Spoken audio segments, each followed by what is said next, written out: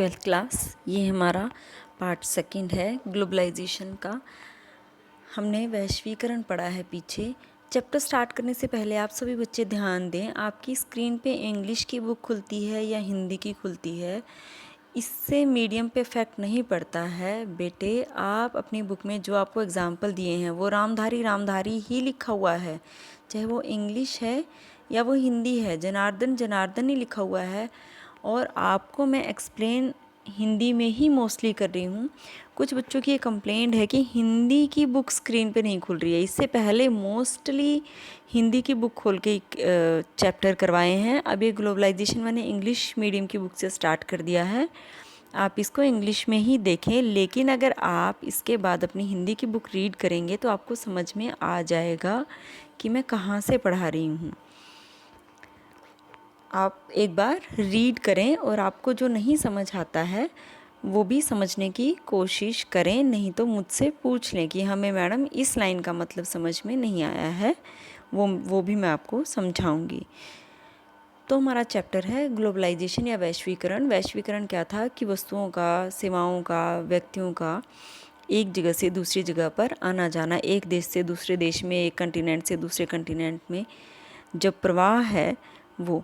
इसके अलावा जहाँ पॉजिटिव चीज़ें एक जगह से दूसरी जगह जाती हैं, नेगेटिव चीज़ें भी आती हैं। कल आपने नेगेटिविटी के 4 एग्जाम्पल भी मैंने आपको पढ़ाए थे। किसानों ने आत्महत्या कर ली है, हॉलीवुड की फिल्मों में पायरेसी हो रही है, उनको चुराया जा रहा है, या जो इंडिया ने यूरोप में कोई कंपनी खरीद ली है वहाँ के लोग उसका विरोध कर रहे हैं, उग्रवादी संगठनों ने लड़कियों को जीन्स पहनने के लिए प्रताड़ित किया है। तो ये नेगेटिविटी के एग्जाम्पल थे। आज हम पढ़ेंगे कि कॉजेज़ ऑफ ग्लोबलाइजेशन, इसके कारण क्या हैं ग्लोबलाइजेशन के। ग्लोबलाइजेशन क्या है? एक फ़्लो है, और ये आज से नहीं है, बहुत पुराने टाइम से भी, हिस्टोरिकल इवेंट्स भी अगर हम देखते हैं तो उसमें भी ट्रेडर्स थे, पिलग्रिम्स थे, या करेंसी थी, या व्यापार के लिए, या शिक्षा के लिए लोग एक जगह से दूसरी जगह आते रहते थे। अभी क्या हो गया, सिर्फ स्पीड ज़्यादा हो गई है, इसकी गति तेज हो गई है। और गति तेज जो होने का, स्पीड का जो कारण है वो है टेक्नोलॉजी। जो हमारी एडवांस टेक्नोलॉजी है, जो मीन्स ऑफ ट्रांसपोर्ट है, जो मीन्स ऑफ कम्युनिकेशन है, वो पहले से बहुत ज़्यादा फास्ट हो गए हैं, फास्टेस्ट हो गए हैं, जिसकी वजह से ग्लोबलाइजेशन आज के टाइम में बहुत तेज़ी से हो रहा है।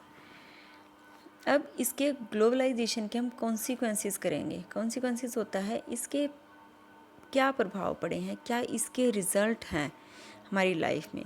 तो पॉलिटिकल कॉन्सिक्वेंसेस, पॉलिटिकल यानी राजनीतिक परिणाम इसके क्या निकले हैं।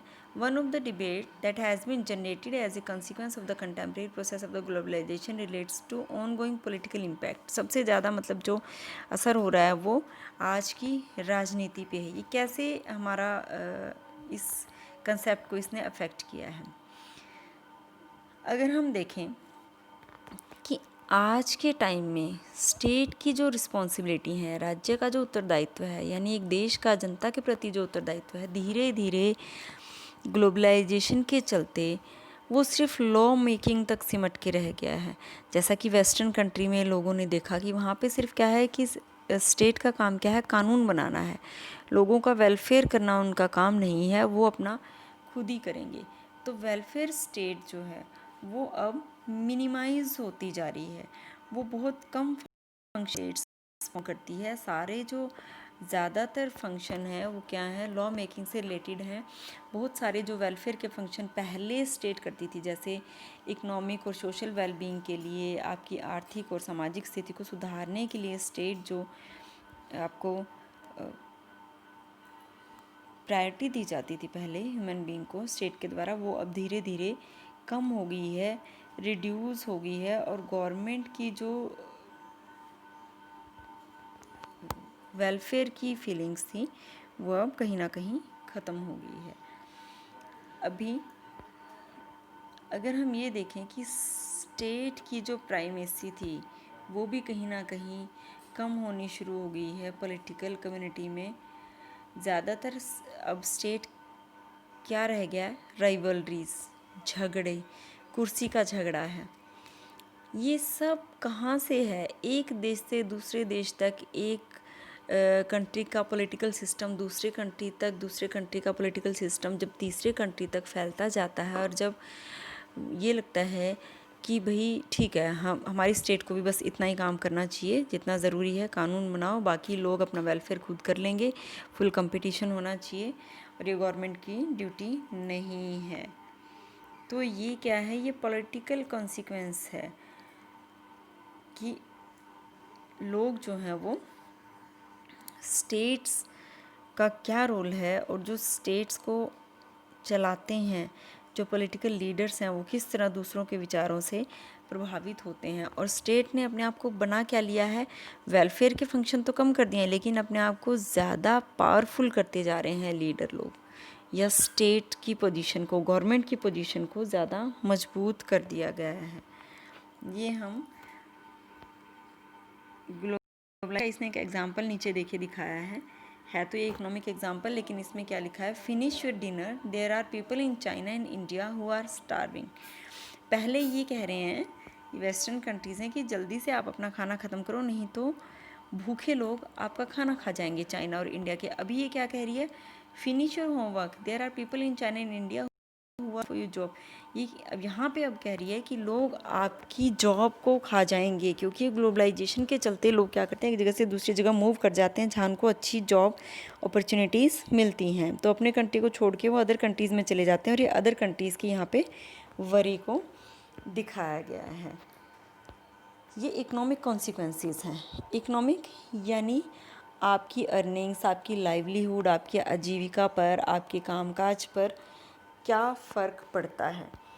इसका फ़र्क ये है कि एक पर्टिकुलर एरिया में अगर कोई काम है, वहाँ के लोगों को काम नहीं मिलता है और दूसरी जगह के लोग आके उस काम को करते हैं, तो उन लोगों को इस चीज़ के लिए अफेक्ट पड़ता है। एट द इकोनॉमिक ग्लोबलाइजेशन की वजह से क्या हो रहा है, जो हमारी इंटरनेशनल इंस्टीट्यूट्स हैं, जैसे WTO है, IMF international monetary fund, WTO world trade organisation है, ये क्या करते हैं, इकोनॉमिक पॉलिसीज़ वर्ल्ड के लिए बनाते हैं।